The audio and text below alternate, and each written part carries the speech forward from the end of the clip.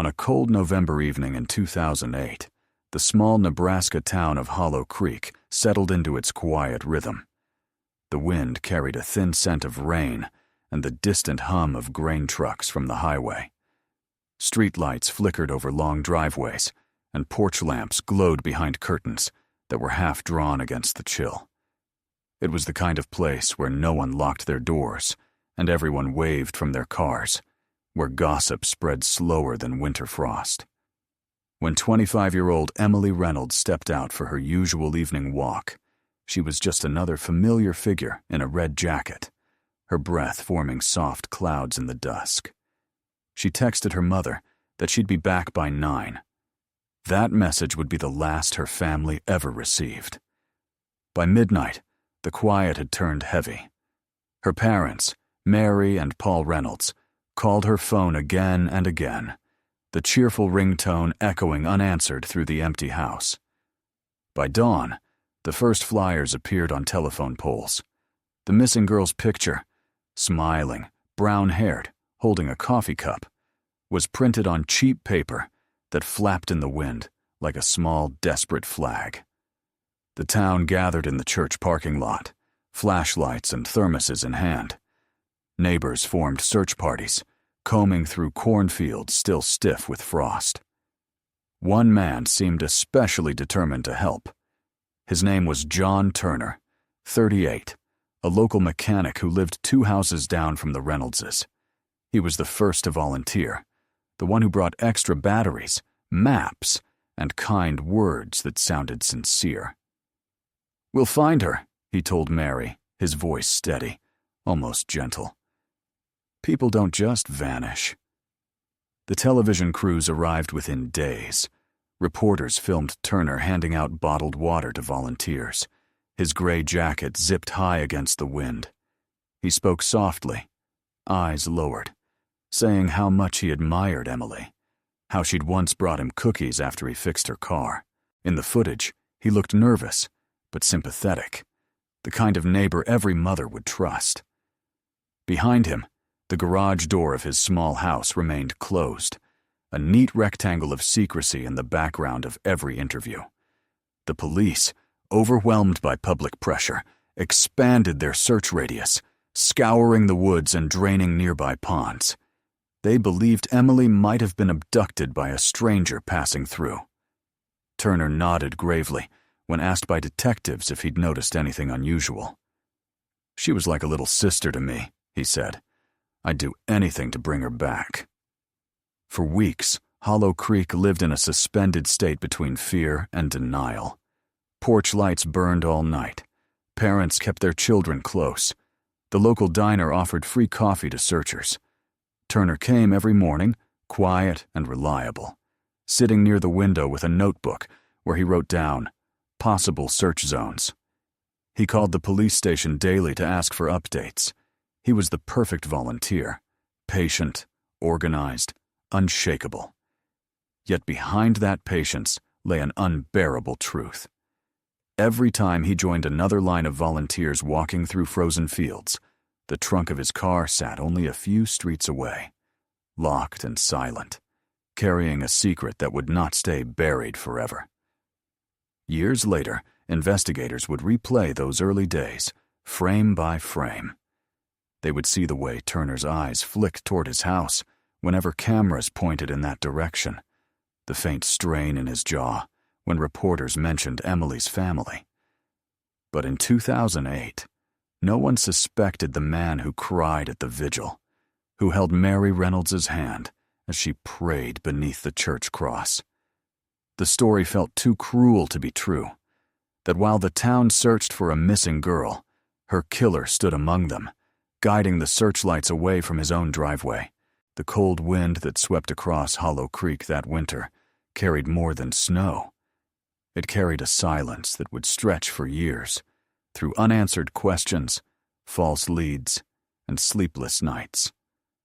The last time anyone remembered seeing Emily was at the gas station on Highway 32, smiling as she paid for a cup of coffee. The clerk said she waved to someone waiting outside, a man in a dark jacket, leaning against a blue Chevy. The detail was noted, filed, and forgotten. Because in small towns, evil never comes wearing the face of a neighbor. And yet, in Hollow Creek, that was exactly how it arrived. Hollow Creek in daylight seemed harmless, almost fragile in its simplicity. Rows of small houses, white fences, pickup trucks parked at angles on gravel drives, and the distant shimmer of grain silos rising over flat land that stretched to the horizon. The town's heartbeat was slow, predictable, like the creak of a porch swing in the afternoon wind. The Reynolds family had lived here for decades, woven into its fabric. Mary taught piano at the community center. Paul drove long-haul routes across the Midwest. And Emily, their only child, had grown up between the library and the lake that mirrored every sunset in shades of copper. Her life was quiet, but full, marked by little routines that everyone noticed. The way she always stopped by Harper's Cafe after work for a cup of cocoa. How she greeted the mail carrier by name. How her laughter carried easily across the street on warm evenings. People said she had an old soul, too kind for a world that sometimes forgot kindness. That fall of 2008 was colder than usual. The corn harvest had ended early, and the fields around Hollow Creek lay flattened and bare, leaving only stubble and wind. The nights came quickly, sinking the town into darkness by 5. When Emily vanished, it was as if the light went with her. Mary stopped sleeping in her own bed, preferring the couch near the front window, where she could see the driveway in case her daughter's headlights ever appeared. Paul returned from his trucking route 2 days after the disappearance, his face drawn and gray, barely speaking except to the police. The house filled with visitors, bringing casseroles, prayers, and quiet disbelief. "Things like this don't happen here," one neighbor murmured, and Mary answered softly, "They do now." John Turner lived just 3 houses away, a small single-story with a detached garage that smelled of motor oil and damp concrete. To anyone watching from the outside, he was ordinary. Mid-30s, wiry, clean-shaven, the kind of man who fixed his own roof and mowed his lawn twice a week. He had grown up in the same county, though most people knew little about his past. He kept to himself, polite but distant, always busy with repairs and odd jobs. Emily's parents trusted him. He had replaced their brake pads that spring, refused payment, and waved off gratitude. In a place like Hollow Creek, a helpful neighbor was gold. No one asked too many questions about why a man with few friends and no family spent most nights alone in his garage. When the search began, Turner became indispensable. He printed maps from the internet, marking grids with red pen, coordinating with local deputies as if he were part of the force. He organized car patrols along the county roads, suggesting areas worth checking again. His composure impressed everyone. Even as others grew tired or frightened, he stayed calm, methodical, almost professional. The local pastor said, "John's heart is in the right place. We're lucky to have him." During one particularly long night of searching, when temperatures dropped below freezing, Turner showed up with thermoses of coffee and a generator for the searchlight team. He was everywhere, at the volunteer tent, at the command post, even at the Reynolds house, offering to fix a broken porch light so Mary wouldn't sit in darkness. But beneath his calm, something else stirred, an odd possessiveness, a quiet hunger for control. Witnesses would later recall that he always wanted to decide where to look next, steering the group away from his end of the street. When a deputy proposed checking garages and vehicles within a 2-block radius, Turner was the first to object. "No need to bother folks," he said lightly. "They've already opened their homes." He smiled when he said it, the kind of small-town reassurance that disarms suspicion. No one noticed that he positioned himself between the police and his property each time the search line neared his driveway. The police chief, a man named Hal Murdoch, wasn't used to dealing with missing persons cases. Hollow Creek had seen its share of domestic disputes, a few DUIs, a burglary or two, but nothing like this. He called in assistance from the county sheriff's office, who arrived with tracking dogs and drones borrowed from the neighboring district. They followed faint signals from Emily's phone to the edge of Lake Hollow, where tire tracks crisscrossed the mud. For a brief moment, hope surged, the kind that keeps people from breaking. But the signal ended there, as if swallowed by the water. Divers found nothing. The tracks belonged to several vehicles, including a blue Chevrolet registered to John Turner. But the fact was buried in the report, dismissed as irrelevant since the car was known to frequent the area for fishing. In those first weeks, the emotional rhythm of Hollow Creek swung wildly between panic and numb routine. The community gathered for vigils under the yellow lights of the high school gym. Turner always attended, sitting near the front, head bowed, eyes closed, lips moving in silent prayer. Reporters began calling him the neighbor who never stopped searching. When Mary Reynolds broke down mid-interview, Turner placed an arm around her shoulders, comforting her like a brother. It made for perfect television, the grieving mother and the steadfast friend. Yet when the cameras turned away, he withdrew his arm quickly, stepping back into the shadow of anonymity. Privately, detectives began to doubt the stranger abduction theory. There were no signs of forced entry, no evidence Emily had left the town willingly. The area had no recent reports of traveling offenders. Everything pointed inward, to someone she knew. When the police began re-interviewing neighbors, Turner greeted them at his door with an easy smile. "Come in, officers. I wish I could help." His house was tidy, though the garage remained closed. He explained that he was restoring an old car and didn't want to expose it to the cold air. The officers, polite and overworked, accepted the excuse. They left with the same impression everyone had. Turner was kind, helpful, maybe lonely, but certainly not dangerous. Meanwhile, Mary Reynolds clung to hope in the way only a mother can. She kept Emily's room exactly as it had been: the unmade bed, the sweater draped over the chair, the stack of library books waiting to be returned. She talked about her daughter in the present tense, as if refusing to let time move forward without her. "She's out there," she'd say. "Someone just has to see her." On nights when exhaustion broke her resolve, she would walk the same path Emily used to take, down the street past Turner's house, her flashlight trembling slightly in her hand. Sometimes she saw his silhouette through the garage window, moving slowly around his car, and she would wave. He always waved back. By the end of December, snow covered the town in a clean, deceptive blanket. The search parties thinned. The news crews left. Turner kept his distance, but never too much. Just enough to remain visible, useful, unthreatening. His alibi stayed consistent, his calm unbroken. And beneath that layer of ice and normalcy, the secret waited, sealed behind metal and silence, less than 30 feet from the house, whose porch light never went out. By early winter, the story of Emily Reynolds had already begun to settle into the uneasy rhythm of local tragedy.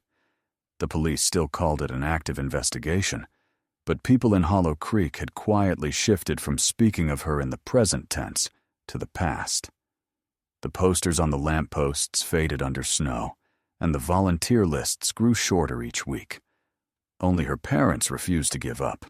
Mary continued to call the sheriff's office every morning, while Paul, home from his trucking routes, drove endless circles around the county searching for anything: an abandoned jacket, a scrap of cloth, a sign that his daughter might still be somewhere out there. At night, he would pull into the driveway, engine idling, hands gripping the steering wheel long after the headlights dimmed.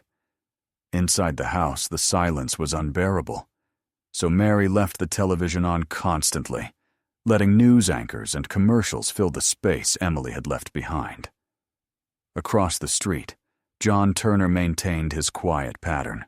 He worked at the auto shop 3 towns over, kept to his errands, mowed snow from his driveway, as if clinging to normalcy. When neighbors spoke to him about the case, he always listened with patient attention, shaking his head, offering mechanical reassurances. "The cops will find her. They always do." He never sounded cruel, only weary, as if sharing in the town's grief. On weekends, he drove to the Reynolds' house, offering to repair their aging sedan or replace a broken porch step. Mary thanked him through tears, unable to see the shadow beneath his kindness. Turner seemed to belong everywhere.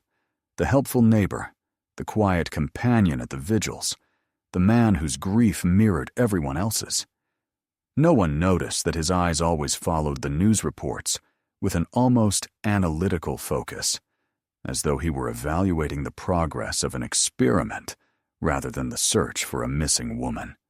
Detective Leanne Porter, assigned to the case from the State Bureau, arrived in December.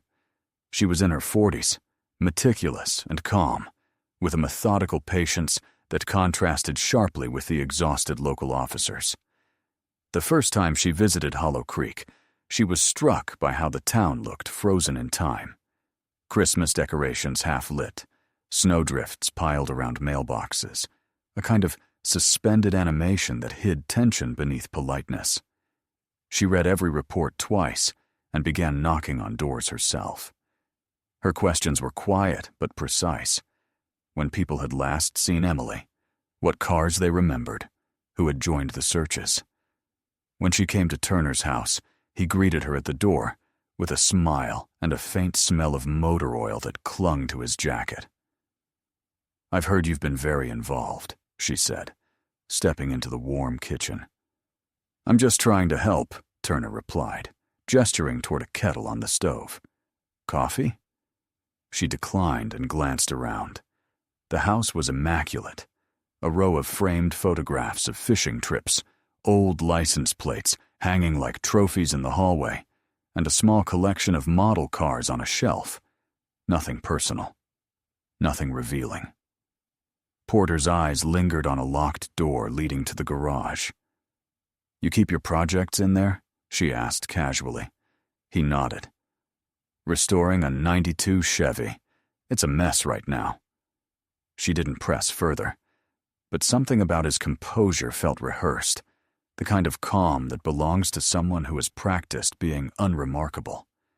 When she left, she noted in her file, Turner, John, mechanic, cooperative, polite, possibly over-involved. It was a thin observation, but it lingered in her mind. Christmas approached with painful irony. The Reynolds' house glowed with the same decorations Emily had hung the previous year, but the light seemed to pulse in slow, uneven breaths. A service was held at the church, a prayer for the missing, and the pews overflowed. Turner sat near the back, eyes lowered, hands clasped tightly in front of him. When the pastor invited anyone who wished to speak, Mary rose, trembling, and thanked the community for not forgetting her daughter. She said she still believed Emily was alive, somewhere, waiting for them to bring her home. Turner bowed his head lower, the muscles in his jaw tightening as she spoke. After the service, he approached her, placed his hand gently on her shoulder, and whispered, "She's proud of you, wherever she is." Mary burst into tears, and Turner guided her to a seat. No one saw the flicker of satisfaction that passed briefly across his face. By January, the investigation had stalled completely. No new evidence, no phone activity, no sightings. The file filled with interviews that led nowhere. Porter began reviewing every name again, cross-referencing alibis and vehicle registrations. When she noticed that Turner's Chevrolet had been logged near the lake on the night Emily disappeared, she requested the surveillance tapes from a nearby gas station. The footage was grainy, nearly useless, but at 7:43 p.m., a red shape, Emily's jacket perhaps, moved past the pumps, and a man in a dark coat appeared beside a blue car matching Turner's. His face was turned away from the camera, and the timestamp was too blurred to confirm. Still, Porter felt a faint pulse of suspicion. She returned to Hollow Creek, but winter storms had shut down the roads. The town slept beneath layers of snow, as though nature itself wanted to preserve the illusion of peace. Turner's garage remained closed. Inside, the air was stale with oil and decay. He had built a small workbench along the back wall, where tools hung in precise rows. Beneath a tarp sat the Chevrolet, its paint dulled by dust, its trunk sealed with 2 heavy locks. Turner spent hours there each evening, sometimes just sitting in silence. He told himself that he had done what he had to do, that she had forced his hand when she laughed, when she turned away. In the stillness, he could almost convince himself that the sound he heard sometimes, the faint creak, the whisper that rose when the wind slid through the gaps in the door, was only the shifting metal, not memory. Meanwhile, Detective Porter pushed the case as far as her limited resources allowed. She ordered soil samples near the lake, tested fibers from the roadside ditches, and re-examined phone records. Nothing pointed conclusively toward Turner or anyone else. When she presented her findings to the district attorney, he sighed. "Without a body, we can't build a case. It's tragic. But these things fade." Porter refused to close the file, but she knew it was slipping out of her reach. In February, she visited the Reynolds family one last time before returning to Lincoln. Mary gave her a small box containing Emily's brush and a few letters, asking that they be kept for future DNA testing. "Someday someone will look again," she said, her voice steady. Porter promised they would. As the seasons turned, Hollow Creek tried to heal. New families moved in. The cafe reopened after a brief closure, and the story of Emily Reynolds became part of local folklore, mentioned in whispers when the nights grew long. Turner remained, unremarkable as ever, his life folding neatly back into routine. He changed cars, repainted his garage, and avoided conversation about the past. To outsiders, he seemed almost pitiable, the man who had tried to help and lost a neighbor he cared about. But beneath the thin shell of normalcy lay a tension that never loosened. He had survived the investigation, outlasted the suspicion, and convinced himself that the secret would stay buried. Yet the landscape of Hollow Creek had its own memory. The lake receded each summer, exposing dark patches of earth and the outlines of forgotten things. Children found fragments of metal, bits of fabric, rusted tools along the banks. One year, when drought struck, a pair of teenagers discovered a small silver locket caught in the reeds, a locket engraved with the initials ER. The sheriff dismissed it as coincidence, but when Mary Reynolds heard the news, she drove to the lake and stood there until dusk, staring at the water that had taken her daughter's last trace. Across town, in his spotless garage, John Turner tightened his grip on a wrench until his knuckles whitened, the echo of metal on concrete filling the space where silence had once reigned. The story wasn't over. It was only waiting for the years to thaw the truth hidden beneath the ice. By the time the snow melted and the first thin shoots of spring rose through the soil, the case of Emily Reynolds had already become a memory, suspended somewhere between rumor and grief. Hollow Creek moved forward in that quiet, self-protective way small towns do after tragedy, slowly, cautiously, pretending that forgetting was the same as healing. Mary Reynolds went back to teaching piano at the community center, though she played softer now, as if afraid to disturb the silence between notes. Paul took longer routes, staying away for weeks, returning home only when exhaustion forced him. The house felt like a museum of the girl who once lived there, untouched, preserved by denial. The scent of her perfume lingered in her closet, her toothbrush still by the sink, Mary's students whispered that sometimes, when the wind blew from the lake, you could hear faint music drifting from the Reynolds living room, even when the house was dark, as though Emily's spirit refused to leave entirely. John Turner's life, at least on the surface, regained its rhythm. He bought a newer truck, painted his house a lighter shade of blue, and started repairing farm machinery for nearby counties. To everyone else, he looked like a man rebuilding himself after loss, the neighbor who'd given so much to help and was finally learning to move on. He smiled more often, talked about opening his own repair shop, and even joined the local volunteer fire department. The men there liked him. Dependable, quick with his hands, never one to gossip. They invited him to poker nights, where he laughed easily, told jokes, and drank just enough beer to seem ordinary.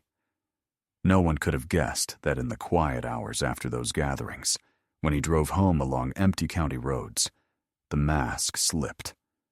Alone, he became tense and withdrawn, replaying every question the police had asked years before, every moment when he'd nearly slipped. He told himself that he had been clever, careful, that he had covered every trace. Yet he could never silence the memory of that night in 2008. The sound of Emily's voice, the quick movement of her arm when she tried to open the car door, the flash of fear in her eyes before everything went still. He remembered the terrible calm that followed, the realization of what he'd done, and the sudden clarity with which he'd planned what came next. He'd wrapped her in the tarp he kept for hauling scrap metal, cleaning methodically, as though performing a familiar task. By dawn, he'd locked the trunk, wiped his fingerprints, and stepped out into the morning fog like a man beginning another day. When the search began, he already knew the ending. In the years that followed, Turner learned to live with that duality, the face he showed the world and the one that stared back from the mirror at night. He avoided relationships, claiming he was too busy for dating. He volunteered at church, fixing pews, repairing the pastor's truck, blending deeper into the fabric of the town that had unknowingly sheltered a killer. The Reynolds family moved away in 2012, selling their house to a young couple from out of state.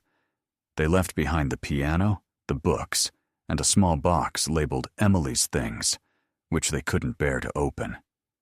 Turner attended the estate sale, buying an old radio under the pretense of nostalgia.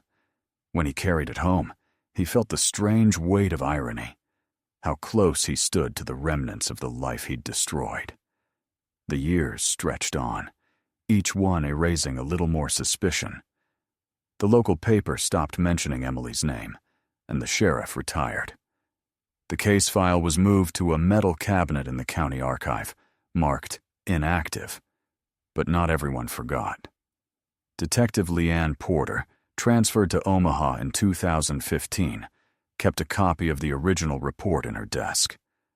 Occasionally, when new forensic methods were discussed at conferences, she found herself thinking of the lake, of the blue Chevrolet, of the man with steady hands and a too-perfect alibi. One night, while reviewing cold cases for a departmental audit, she reopened the file and noticed something that hadn't mattered years earlier: a record of Turner purchasing industrial-grade sealant just days after Emily's disappearance. At the time, it had seemed harmless. Now, with improved forensic imaging and a different perspective, it looked like preparation. She contacted the Hollow Creek Sheriff's Office, now run by a younger deputy named Dan Harrell, and proposed revisiting the case. Harrell hesitated. There was no budget, no public pressure. But Porter's persistence wore him down. She arrived that April, older, slower, but still relentless. Together they began re-interviewing old witnesses, scanning files into digital archives, and collecting new samples from areas that had never been properly processed. It was tedious, fragile work, the kind that demanded patience more than hope. When Porter walked down the street where Turner's house still stood, she noticed that the paint had peeled in places, revealing the dull gray beneath. The garage door, once pristine, was rusting at the edges. She stood across the road for several minutes, watching. The curtains shifted slightly. Someone was home. Turner saw her before she saw him. He recognized the way she looked at the property, the deliberate, investigative gaze of someone not satisfied with the past. He forced himself to wave, stepping outside with a polite smile. "Long time no see, Detective," he said, as though greeting an old friend. She nodded, returning the gesture. "Just tying up some loose ends," she replied. "You still fixing cars?" He laughed softly. "Every day." The conversation lasted less than a minute, but afterward, Turner sat inside his kitchen, heart pounding. He understood what her presence meant. The calm he had built for almost a decade began to crack. That night, he walked into his garage, opened the old toolbox, and stared at the metal key he'd kept hidden under the tray. It fit the smaller of the two locks on the Chevrolet's trunk, the one he hadn't opened since 2008. He turned it slowly, listening to the sound of metal scraping against metal, and for the first time in years, the air seemed too thin to breathe. Meanwhile, Porter obtained a warrant to re-examine the property's soil drainage, arguing that new chemical testing could reveal decompositional traces even after long periods. When the technicians arrived 2 days later, Turner watched them from his porch, pretending casual curiosity. They took small samples near the garage, labeling vials, noting GPS coordinates. The process was quiet, almost clinical. But one of the younger techs paused near the far corner, where the concrete looked newer than the rest. "This patch was poured later," he said. Porter crouched down, running her gloved hand along the surface. "Recent repairs?" she asked. Turner shrugged. "Had some oil damage years ago. I sealed it myself." His voice was steady, but a bead of sweat rolled down his neck despite the cool air. The samples were sent to the state lab, and Turner spent the following nights in restless agitation. He drank, something he rarely did, staring at the garage as if it might betray him. On the fourth night, he packed a small duffel bag, planning to leave before dawn, but stopped himself. Running would confirm guilt. He convinced himself that after so many years, no trace could remain, that science had limits. He had outsmarted them once. He could do it again. But when Porter called the sheriff's office the next morning, her tone was different, tight, restrained. "The test came back positive," she said. "Human biological residue, deep layer, consistent with decomposition. It wasn't a body, not yet, but it was enough to reopen the case officially." That evening, a warrant was issued for a full excavation of the garage floor. The news spread quickly through the small town, stirring whispers that rose like wind before a storm. Turner sat alone at his kitchen table, the radio humming softly. He listened to the sound of his own breath, counting seconds, waiting for the knock he knew would come. When it finally did, sharp and insistent, the last calm thought that crossed his mind was how close he had lived to his own undoing. The secret he had buried in concrete was about to surface, and with it, the illusion that Hollow Creek had ever been safe. The morning they broke open John Turner's garage was pale and windless, the kind of Nebraska morning that feels suspended between seasons. A light mist clung to the air, muting colors, softening edges. Reporters hadn't arrived yet. Only a few patrol cars lined along the narrow street, their headlights faint against the gray dawn. Detective Leanne Porter stood beside the excavation team, her hands buried in the pockets of her heavy coat, eyes fixed on the square of concrete that separated the living world from whatever secrets lay beneath. Turner's house looked almost peaceful. Windows shut, curtains drawn, the neat blue paint faded to chalk. He had been taken into custody at 3 a.m., quietly, without resistance.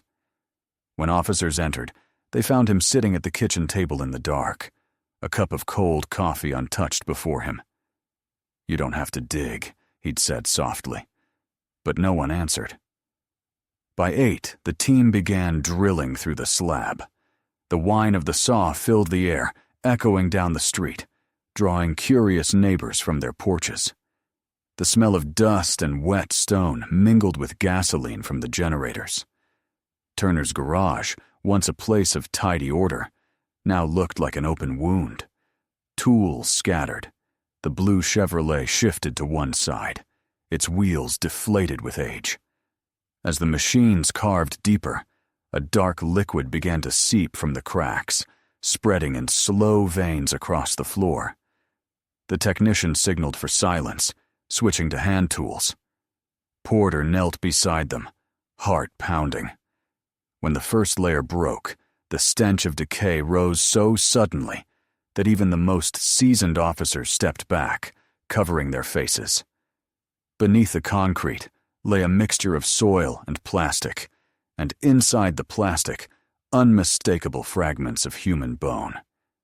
It took hours to remove the remains, each piece lifted carefully, photographed, and placed into sterile containers. By mid-afternoon, the coroner confirmed what everyone already knew. The bones belonged to an adult female. Near her left wrist was a fragment of red fabric, the same shade as the jacket Emily Reynolds had been wearing the night she disappeared. The room fell silent.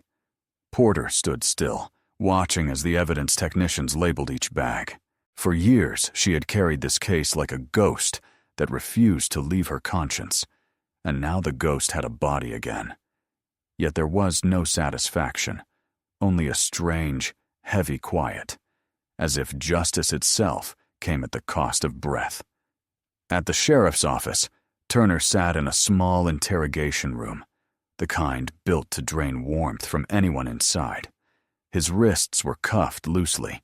His eyes, rimmed with exhaustion, stared at the floor. When Porter entered, he didn't look up. She laid a folder on the table without speaking. Inside were photographs from the garage, close-ups of the plastic wrap, the bones, the faded red cloth. He didn't flinch, only exhaled slowly, a faint tremor in his hands. "I didn't plan it," he said finally, his voice barely audible. "It just happened. She made me feel small. Everyone did. I wanted her to see me, to stop laughing." His words came out flat, without rhythm, as though rehearsed in countless sleepless nights. Porter let him speak, resisting the instinct to interrupt. "After," he continued, "I thought about calling for help. But I couldn't. I fixed things for people all my life, but I couldn't fix that."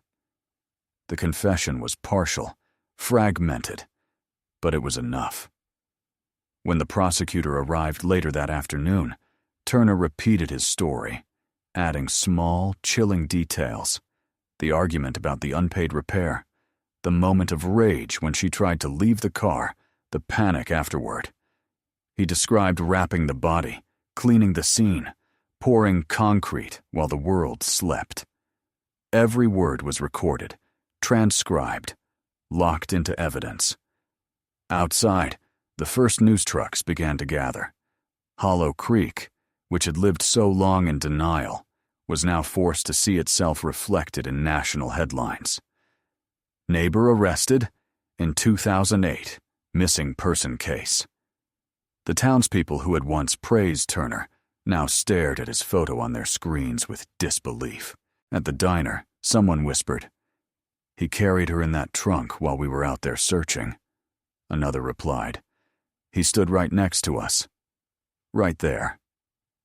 That evening, Porter drove to the Reynolds' new home 2 counties over.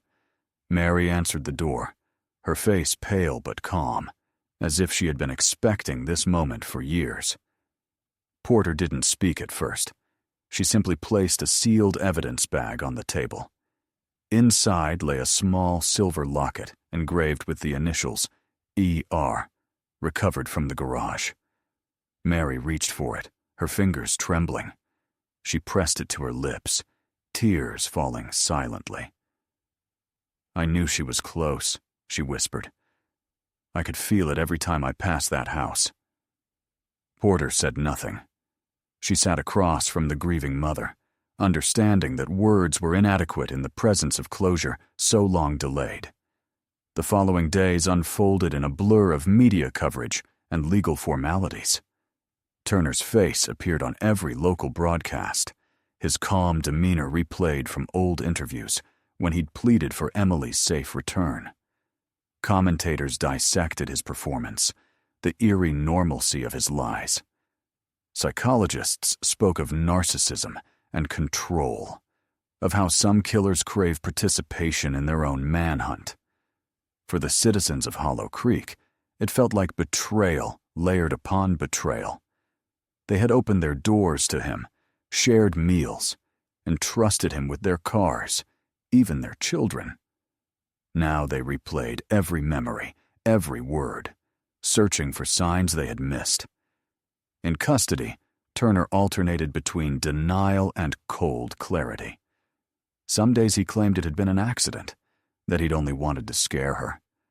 Other days he spoke of humiliation, of being invisible. When asked why he'd joined the search, he smiled faintly and said, "Because I wanted to see how good they were. Turns out they weren't very good." The arrogance shocked even seasoned investigators. Porter, in her report, wrote, "Subject displays no genuine remorse, only regret for discovery."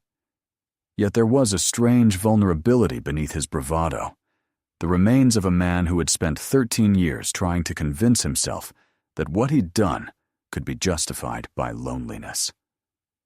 Forensic teams continued processing the garage for weeks, uncovering traces of blood embedded deep in the concrete and fibers matching Emily's clothing.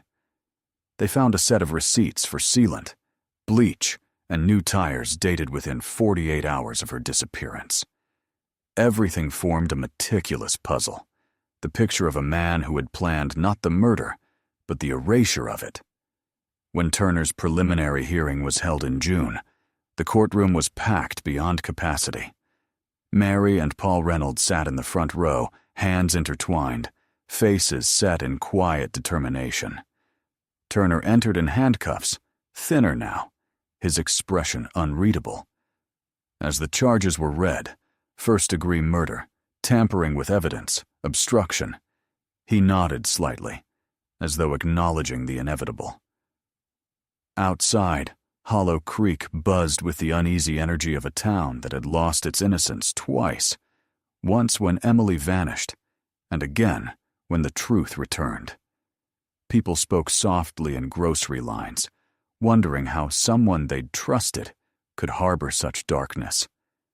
Porter avoided interviews, retreating to her reports and the silent work of assembling evidence for trial. She knew that in small towns, justice didn't just restore order, it rewrote memory. When she drove past Turner's house for the last time, yellow tape fluttered in the wind, and the garage door, half removed, gaped open like a wound that could never fully heal. The air smelled faintly of rust and rain. Beneath it all, there was something almost tender, a reminder that the earth, no matter how long it keeps secrets, eventually gives them back. The months following John Turner's arrest blurred into a strange half-light for the people of Hollow Creek, a time when shock hardened into collective reflection and curiosity turned to quiet shame. For so long the town had lived with the myth of safety, the belief that evil belonged somewhere else, in cities, on television, in stories that ended before the morning news. Now it had learned otherwise. The local paper printed editorials about vigilance and forgiveness, but most residents could barely bring themselves to speak his name. Turner's property was cordoned off for weeks, a hollow shell filled with evidence markers and the sour scent of bleach. Children who had once ridden their bikes past his house now crossed to the opposite side of the street. At night, the empty garage seemed to hum with its own uneasy life, as though the years of silence it had contained were slowly seeping out. Detective Leanne Porter, found herself caught between exhaustion and a sense of grim duty. The investigation was officially complete, yet her work seemed far from over. Reporters called daily, requesting comments for documentaries and podcasts, but she refused all interviews. She spent her evenings reviewing transcripts of Turner's confession, searching for nuances, inflections, something that might explain why an ordinary man had turned his garage into a tomb. His words haunted her, not for their cruelty, but for their lack of meaning. There was no grand motive, no twisted philosophy, only smallness, resentment, a fragile ego splintered by rejection. She laughed, he had said once during questioning, his voice almost childlike. She thought I was joking. I wasn't. Porter wondered whether that moment of laughter, so brief and human, had been enough to end a life and shatter a town. Meanwhile, the Reynolds family faced their own version of aftermath. The discovery of Emily's remains brought a measure of closure, but closure is not peace. It is simply the end of uncertainty. Mary found herself drifting through days without purpose. The music she once played for her students now sounded hollow, the notes fading before they reached her ears. She avoided the piano for months, unable to bear the echo of her daughter's laughter that seemed hidden within its keys. Paul returned to work almost immediately, driving longer routes, letting the highway absorb his thoughts. When he did come home, he slept in the living room rather than their bedroom. They spoke little about the trial ahead, communicating instead through quiet gestures, a cup of coffee left on the table, a blanket folded neatly on the couch. The trial date was set for early spring of the following year. Prosecutors built their case carefully, piece by piece, weaving forensic evidence with Turner's own admissions. The defense attempted to frame the crime as manslaughter, arguing a moment of panic rather than premeditation. Yet every detail contradicted that story. The concrete, the false participation in the search, the years of deception. Public fascination grew. News vans lined the courthouse steps, and online forums dissected the timeline as though reconstructing a dark puzzle. Porter despised the spectacle, but understood it. People craved explanations for the unexplainable, and Turner's calm demeanor provided both horror and fascination. In the county jail, Turner remained mostly silent. Guards described him as polite, detached, occasionally humming to himself. He refused visits from family members, distant cousins, a former co-worker, and spent hours writing letters that he never mailed. In one of them, found later by investigators, he wrote, "I keep dreaming of the sound of the shovel. I wake up before it hits concrete." There was no remorse in his words, only fatigue. Psychiatrists who evaluated him reported traits of narcissistic detachment and emotional blunting. He seemed more concerned with how he was perceived than with what he had done. When asked if he regretted joining the search for Emily, he responded, "It was the only time people looked at me like I mattered." As winter returned to Hollow Creek, the community tried to reclaim normal life. The church held a service for Emily, not a funeral, but a remembrance, filled with music and soft candlelight. Porter attended quietly at the back, listening as Mary finally sat at the piano again. The melody was delicate, hesitant at first, then gathering strength as others joined in. It wasn't a song of sorrow, but of endurance, a fragile act of defiance against what had been taken. For a moment, the weight that had pressed on the town seemed to lift. Outside, snow began to fall, muffling the world in a rare kind of stillness. Yet beneath that stillness, traces of unease remained. Some residents moved away, unwilling to live near the house that had become a symbol of deceit. Others stayed, determined not to let darkness define them. The property itself was eventually sold at auction to a construction company that planned to tear it down. When the bulldozers arrived, Porter came one last time to watch. The garage collapsed easily, as though relieved to surrender its secrets. Dust rose into the pale sky, mixing with sunlight, and for a brief instant, the town seemed cleansed. But as Porter turned to leave, she knew that memory does not vanish with concrete. It lingers, in photographs, in the way people glance at strangers, in the stories told quietly after dark. By spring, the national coverage faded, replaced by newer tragedies. Yet in Hollow Creek, the echoes of the case remained like a faint vibration underfoot, reminding everyone that evil had not come from outside but from within, wearing a familiar face. And in the Reynolds living room, where the piano's final note hung in the air, Mary whispered the truth that had sustained her through 13 lost years. That love endures longer than horror, and that even in the smallest, quietest places, the dead are never entirely gone. They live on in the courage of those who keep saying their names. The trial of John Turner began in the damp chill of early March, 7 years after the earth had given up its secret, and 17 years after Emily Reynolds' final walk along the lake.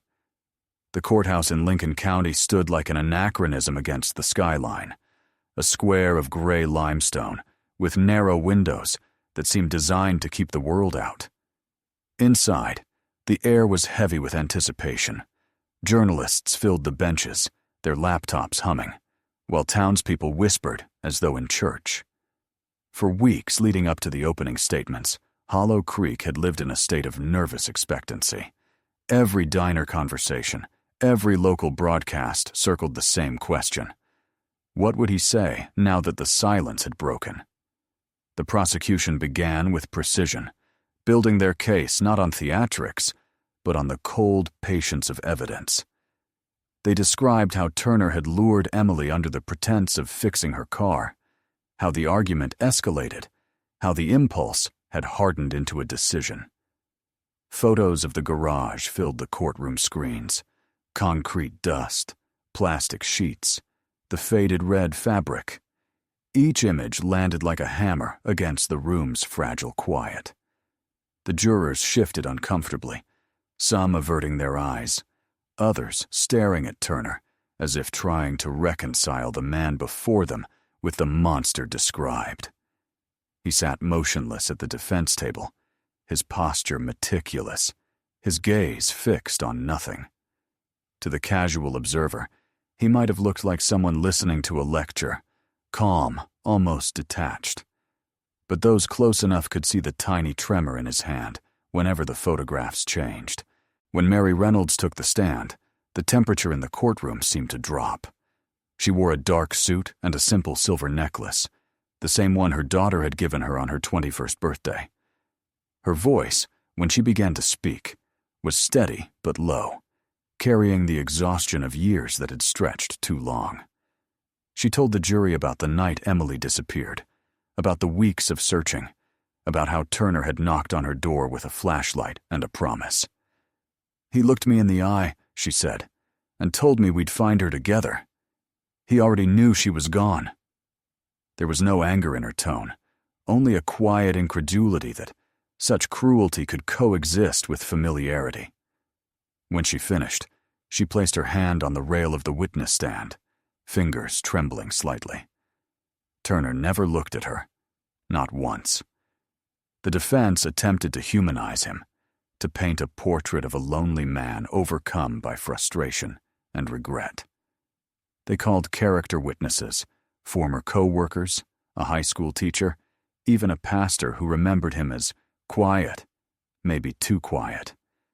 They spoke of his childhood, of isolation, of years spent caring for an ailing father who drank himself to death.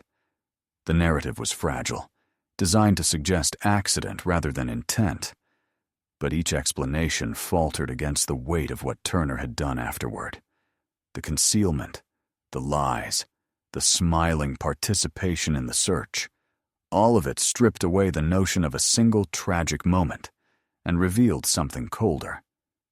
"He didn't lose control," the prosecutor said in closing arguments. He built control, brick by brick, concrete by concrete, over her grave. Outside the courthouse, the crowd grew larger each day. Some came seeking justice, others curiosity. The media turned Hollow Creek into a symbol of betrayal, its streets dissected in documentaries and talk shows. Old footage resurfaced, Turner handing out flyers, comforting neighbors, standing beside Mary at the first vigil, each clip replayed with the cruel irony of hindsight. The town that had once prided itself on trust now found itself dissecting the cost of that trust. Parents began telling their children cautionary tales, not about strangers, but about neighbors, about how danger sometimes smiles and holds a flashlight.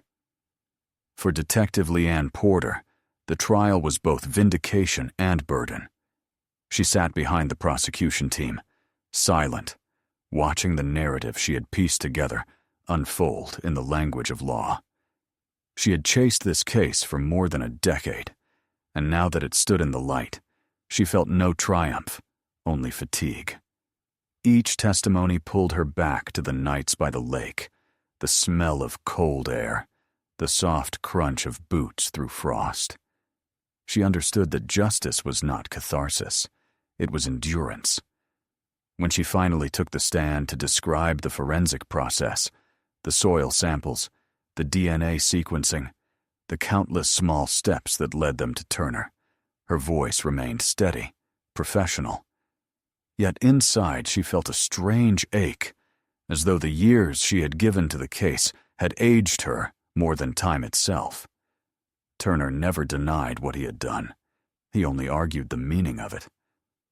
"I didn't hate her," he said during his testimony, his tone almost conversational. "I wanted her to stop looking through me like I was invisible." His words fell into the courtroom like stones into deep water, leaving ripples of unease. The prosecutor asked if that desire justified what followed. Turner hesitated, then answered, "It wasn't supposed to happen that way." In that moment, he looked less like a monster than a void, a hollow vessel where empathy should have been. The jurors avoided his eyes. After weeks of arguments, the jury deliberated less than a day. The verdict, guilty on all counts, arrived in a silence so complete it felt like the air itself had paused. Turner showed no reaction when the sentence was read. Life imprisonment without the possibility of parole. Mary and Paul sat hand in hand, neither crying, neither moving, only breathing in unison, as if their daughter's presence steadied them from somewhere unseen. Outside, the wind picked up, scattering the first petals of early blossoms across the courthouse steps, a fragile reminder that life, indifferent and persistent, continued. That evening, the local news replayed Turner's final words to the judge. "You all think you know what happened, but you don't know what it's like to be forgotten." The anchor's voice faltered slightly before cutting to commercial. In Hollow Creek, people watched from their living rooms, blinds drawn, the glow of televisions reflecting on their faces. Some said they pitied him. Others said pity was a luxury he had never earned. But no one denied the lingering chill his words left behind. In the quiet that followed the verdict, Mary returned once more to the lake. The water was calm, glass-like, holding the reflection of the moon. She knelt by the edge, tracing circles in the dirt with her hand, and whispered a name that had lived inside her every day for 17 years. She didn't cry. She simply listened.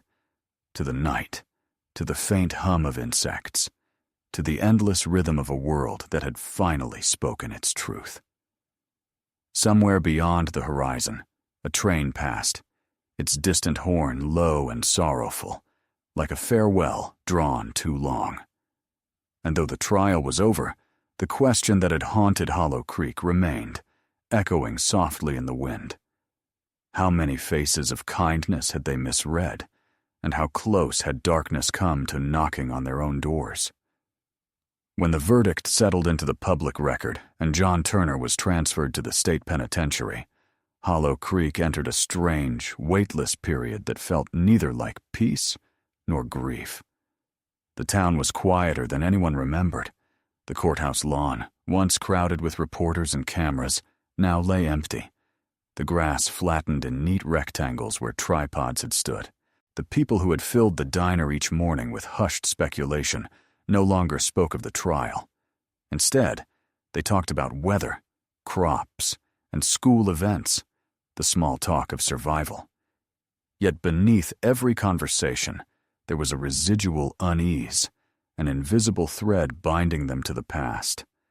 The realization that evil had lived so close had altered something fundamental. Windows that had once stayed open on summer nights were now shut. Porch lights glowed until dawn, and children were told to call home the moment they reached a friend's house. Hollow Creek had grown cautious, not bitter, but changed forever in the way only innocence can be changed. Quietly, irrevocably, without fanfare. Detective Leanne Porter returned to her life in Lincoln, carrying with her the exhaustion of resolution. Officially, the case was closed, but emotionally it followed her into every room. For over a decade, she had lived with Emily Reynolds' name as a constant echo, on files, on evidence bags, in the corners of her sleep. Now that justice had been served, she found herself haunted, not by unanswered questions, but by the absence of purpose.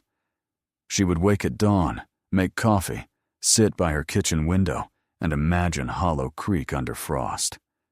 Sometimes she replayed Turner's confession in her mind, hearing the detachment in his voice, the small, unshakable detail. She laughed. It had become a reminder of how thin the boundary was between ordinary life and the chaos beneath it. Her colleagues congratulated her on the outcome, called her persistent, even heroic, but she felt none of that. In truth, she felt hollowed out, as if solving the mystery had also erased the part of her that once believed the world could be made right again.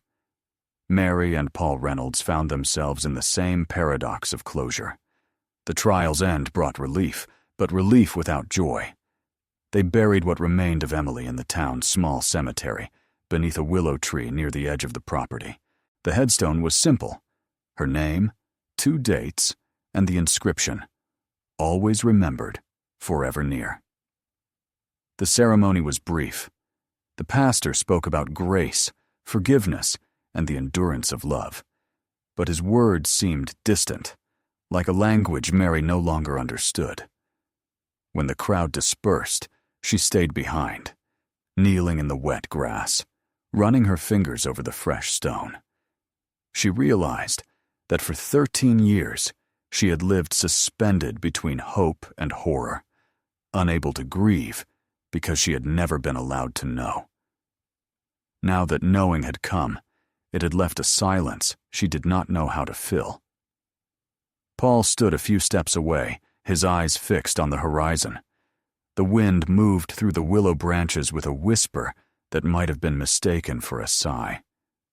In the months that followed, life attempted to resume its rhythm. The new owners of Turner's property, a young couple from Omaha, tore down the remaining structures and built a modest home surrounded by open space. They planted lilacs along the driveway and left a small corner of the yard untouched at Mary's request. "Just grass," she'd said. "Let it stay empty." She never explained why. Porter visited once, invited by the couple for coffee after construction finished. The new house smelled of fresh wood and paint, but standing there, she could still feel the old air beneath it, the echo of machinery, the weight of silence. When she left, she didn't look back. Turner himself adapted to prison with the same eerie calm that had defined his life outside. In interviews with prison psychologists, he spoke of Hollow Creek as though it were a distant dream. "I liked it there," he said once. "Everyone was polite." He spent most of his days in the workshop, repairing small appliances, earning a reputation for meticulous precision. He kept a notebook filled with mechanical sketches, though the guards sometimes noticed lines of unrelated writing between the diagrams, fragments of thought, stray phrases like noise in the trunk, under the lake, colder than it looks, and the sound of gravel at midnight. The staff debated whether these were confessions or simply the idle ramblings of a man whose life had collapsed inward. He received no visitors. The letters from journalists went unanswered, and the few family members he had left declined contact. In the sterile rhythm of incarceration, he seemed almost content, as though imprisonment had finally provided the structure he had always sought. Meanwhile, Hollow Creek slowly reclaimed its sense of community. The cafe reopened under new ownership, its walls repainted a bright yellow, as if defiance could be color. The library where Emily once worked created a small memorial reading nook with her favorite books and a plaque that read, "In memory of kindness." Children who had been too young to remember her disappearance grew up hearing her story as local folklore, a cautionary tale told not to frighten, but to remind. "Be careful who you trust," parents would say, their tone more wistful than fearful. On the anniversary of her death, the townspeople gathered by the lake for a candlelight vigil, an annual ritual that transformed sorrow into shared endurance. It became less about tragedy and more about resilience, the quiet strength of those who refuse to let darkness define them. One evening, nearly a year after the trial, Porter drove back to Hollow Creek without telling anyone. She parked by the roadside near the lake and walked along the familiar trail. The air was crisp, filled with the smell of earth and the faint hum of cicadas. The water, calm and mirror-like, reflected the fading light in tones of silver and blue. She stopped where the search teams had once stood years ago, calling Emily's name into the fog. The memory of that sound, voices echoing through the dark, still lived somewhere inside her. She closed her eyes and let the past settle around her like mist. For the first time, she allowed herself to cry, not for Emily alone, but for everything the years had taken from all of them. Certainty, trust, the illusion that good and evil were separate worlds. When she finally opened her eyes, the sky had deepened to indigo, and the first stars trembled on the horizon. She looked toward the town's faint glow in the distance and felt a strange, reluctant peace. Hollow Creek would never be what it once was, but perhaps that was the point. Life, she thought, is not about restoring what was lost, but learning how to live with the shape of the loss itself. As she turned to leave, a gust of wind rippled across the lake, scattering her reflection into fragments. For a fleeting second, she imagined she saw another face beside her own, a young woman in a red jacket, smiling faintly, fading with the ripples. Porter did not look twice. She simply nodded, whispered goodbye, and walked back toward the car, the sound of her footsteps blending into the rhythm of the night. And though the case was closed, the story continued to live, carried by the people of Hollow Creek, by every whisper of wind that crossed the lake, by every mother who called her child home after sunset. The darkness that had once hidden in plain sight had been named, its shape understood. But the truer lesson remained, that even in the safest places, beneath the calmest skies, the distance between trust and danger can be as thin as the surface of water, still shining and deceptively deep. Years passed, and the name John Turner slowly dissolved from the public's vocabulary, replaced by newer scandals, fresh tragedies, and the steady drift of time that erases even the most haunting stories. But in Hollow Creek, memory never disappeared. It merely changed its tone. What had once been grief evolved into an unspoken understanding, a kind of quiet reverence for the fragility of the ordinary. The lake remained as still as it had been that November night so many years ago, its surface unchanged, reflecting skies that knew nothing of guilt or sorrow. Yet for those who had lived through it, every reflection held weight. They saw not only clouds and trees, but also the faint outline of what could never be undone. The tragedy had become a collective scar, visible only when the light hit just right. John Turner spent the remainder of his years behind the walls of Nebraska State Penitentiary. He was not the monster some imagined, nor the tragic figure others tried to excuse. He was something in between, an embodiment of emptiness, of the quiet capacity for cruelty that can exist within anyone when empathy has long since burned out. Prison life suited him in ways that unnerved the guards. He thrived in routine, followed every rule, and spoke little. His cell was orderly, his handwriting precise, his demeanor calm. Inmates sometimes sought him out for repairs, radios, watches, broken fans, and he obliged without question, his hands as steady as they had been in the days he fixed cars in Hollow Creek. It was said that he could make almost anything work again, except himself. As the years wore on, his body weakened. Time, unhurried and impartial, began to do what justice could not. Arthritis twisted his fingers, his hair thinned to a dull gray. The medical wing became his final workshop. There, surrounded by sterile walls and the scent of disinfectant, he began writing again. Not letters this time, but notes. Pages of recollection that drifted between confession and delusion. He wrote about Hollow Creek, about the garage, about the night when the air was thick with headlights and the sound of hope.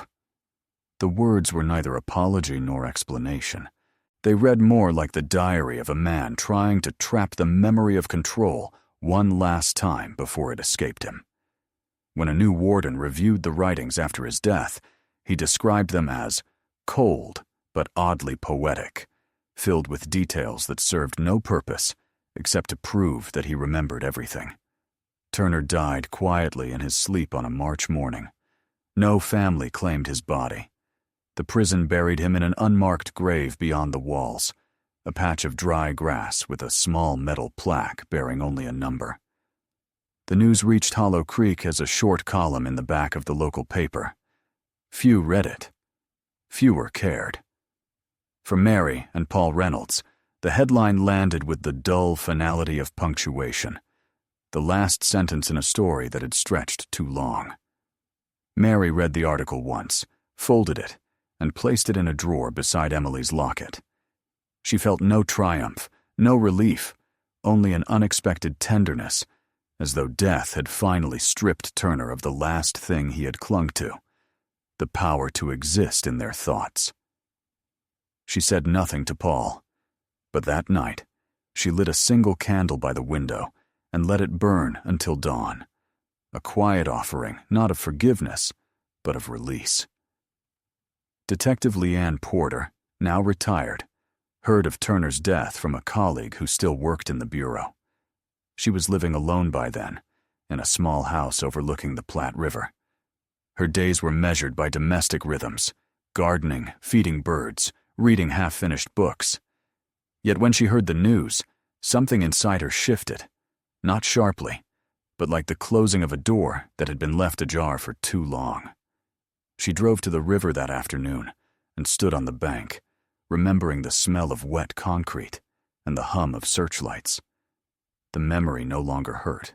It simply existed, one of many stories that had defined her career.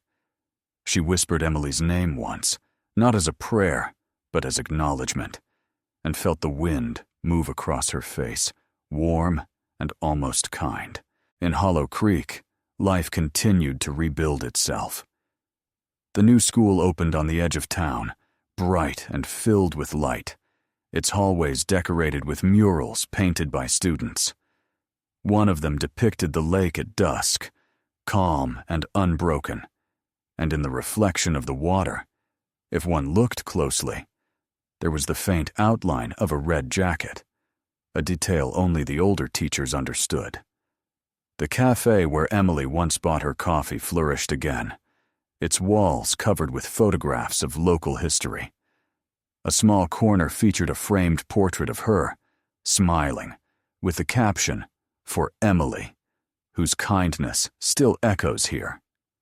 The town's annual summer fair, once canceled during the worst years of fear, returned, and children ran freely between stalls again. Hollow Creek had found a rhythm that felt new, yet somehow faithful to the past. Mary continued to teach piano until her hands began to tremble. Her students adored her, not for her technique, but for the quiet patience she carried, as though every note she played came from somewhere deeper than sound. She never spoke publicly about the case after the trial, never gave interviews, despite countless requests. When asked how she had endured, she would smile and answer, "Enduring is easy when you keep loving." In the evenings, she would walk to the cemetery, sit by the willow, and talk softly to her daughter, as if she were still there. The neighbors grew accustomed to seeing her silhouette under the tree, a solitary figure framed by sunset. To them, she wasn't a woman trapped by grief, but a keeper of memory, a living bridge between loss and survival. Years later, when Mary passed away, the funeral drew nearly the entire town. It was less a mourning than a testament to everything Hollow Creek had learned: compassion, vigilance, resilience. Her coffin was placed beside Emily's, under the same willow whose branches had grown thick and sweeping. Paul, frail but composed, placed the locket on top of the coffin before the earth covered it, closing the circle that had begun almost 2 decades earlier.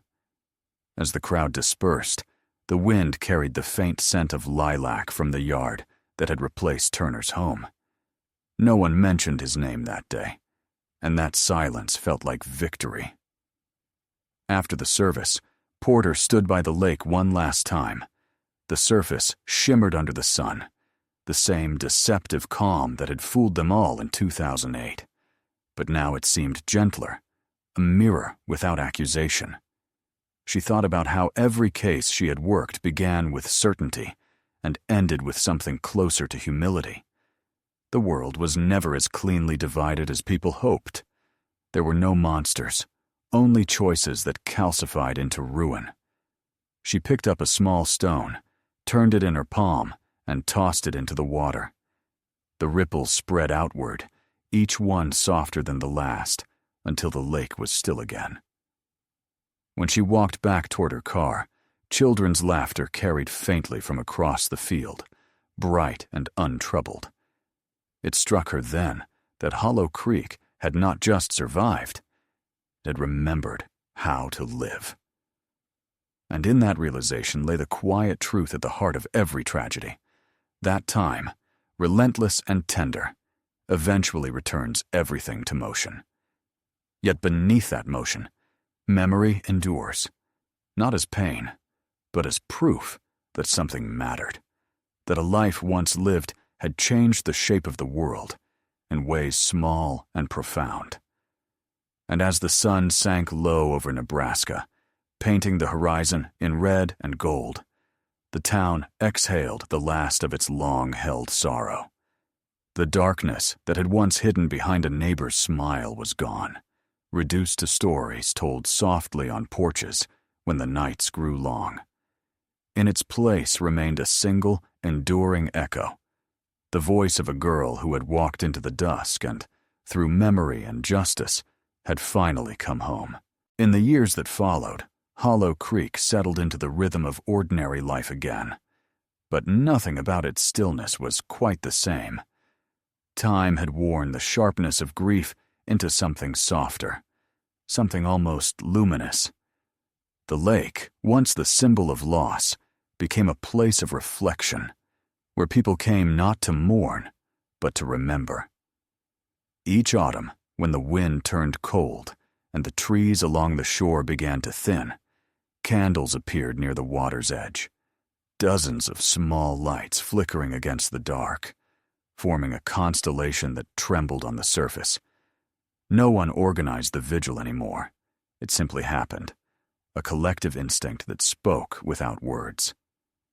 Some came to honor Emily Reynolds, others to mark the resilience of a town that had faced the worst truth imaginable and still chosen kindness over fear. Hollow Creek had learned that tragedy does not end lives. It reshapes them, folds them into the lives that continue.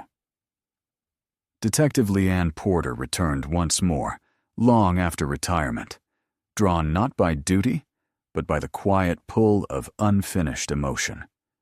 She parked by the empty lot where Turner's house had once stood. It wasn't a part of a community garden, filled with rows of flowers and vegetables, tended by children who had been born years after the trial. The soil was dark and rich, reborn from the ground that had once concealed horror. Porter walked slowly between the rows, her shoes sinking slightly into the soft earth, and realized with an ache that this was the truest kind of justice.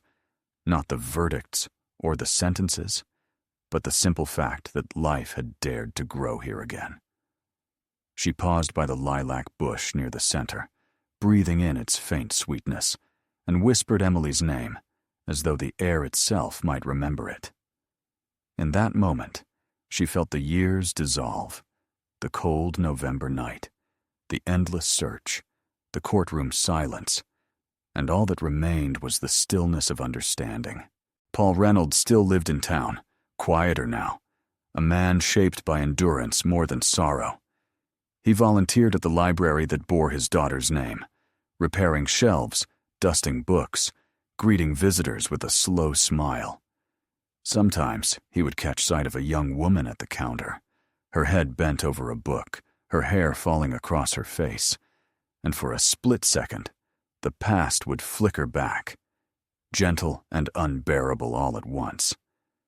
But instead of retreating from the memory, he had learned to live beside it, to carry it like a shadow that no longer frightened him. The library had become a sanctuary, not only for stories, but for the truth that stories preserve. The truth that even pain, when remembered with tenderness, can become a form of grace. As the 15th anniversary of the case approached, a documentary crew came to Hollow Creek, asking to film the town's transformation. Many declined interviews, unwilling to reopen old wounds. But when they asked Mary and Paul's former students for recollections, the responses were surprisingly serene. "She taught us to listen," one said, "not just to music, but to people. She made silence mean something." The film ended not with the details of the crime, but with shots of the lake at sunset, the light spilling over the water like a quiet benediction. When the documentary aired, those who had lived through the story watched it in their living rooms, their hearts steady.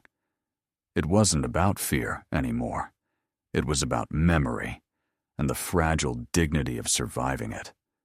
On the final evening of that anniversary, the town gathered by the lake. No speeches were given, no prayers recited. The wind moved gently across the water, bending the candles' flames, but never extinguishing them. Porter stood at the back, her coat pulled close, her breath visible in the cooling air. She thought about all the stories she had carried, all the faces she had tried to save, and how each one had become part of a larger pattern, of loss, of endurance, of light returning to places where it once seemed impossible. Somewhere behind her, a child laughed, the sound bright and pure. She turned toward it, smiling faintly, and felt the strange, indescribable peace of knowing the story had finally settled into stillness. The night deepened, the candles dimmed, and the lake reflected the last traces of gold fading from the horizon. Above it all, the stars emerged, calm and indifferent, watching as the town below exhaled together in quiet relief. The past no longer haunted Hollow Creek. It lived within it, transformed. And in the hush that followed, it was possible to believe that Emily Reynolds, daughter, friend, the girl who never came home, had found her place at last.